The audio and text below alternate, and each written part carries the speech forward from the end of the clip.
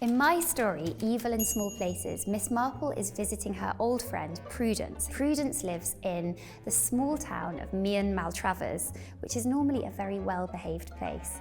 But on this particular night, it's been taken over by a kind of pagan horde who are marching through the town centre. I knew that I wanted to give Miss Marple the Christmas she deserved, a real old-fashioned Christmas like the one Agatha Christie describes in her memoirs. And so that is what she gets. But of course, because it's Miss Marple, there is a crime thrown in which she has to solve. The title is A Deadly Wedding Day. Miss Marple arrives at the wedding of her friend, Miss Bella. So I wanted to have something at a gathering, a typical gathering like a wedding. I wanted a death in front of all the guests, and I wanted a twist and turny. Who's done it? Who on earth would kill someone at a wedding?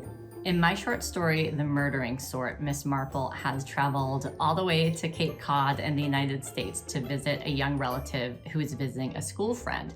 Her school friend is from a very wealthy family, and its eccentric patriarch believes that his family is trying to kill him.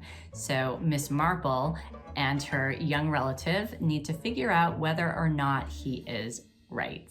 I really wanted to see Miss Marple in Italy, so my first-person narrator is a writer called Felix Jeffries who goes to a hotel called Villa Rosa, and there he finds an elderly lady, strange enough, wearing a tweed suit in the Italian heat. So I set my story here, in Chichester, just round the corner from where we are now, where Miss Marple has come to meet an old friend, Emmeline Strickett. So my story is called The Open Mind. Miss Marple has been invited to attend high table at an Oxford college, where of course there is then going to be a murder. In my story, Miss Marple takes Manhattan. Miss Marple goes to New York.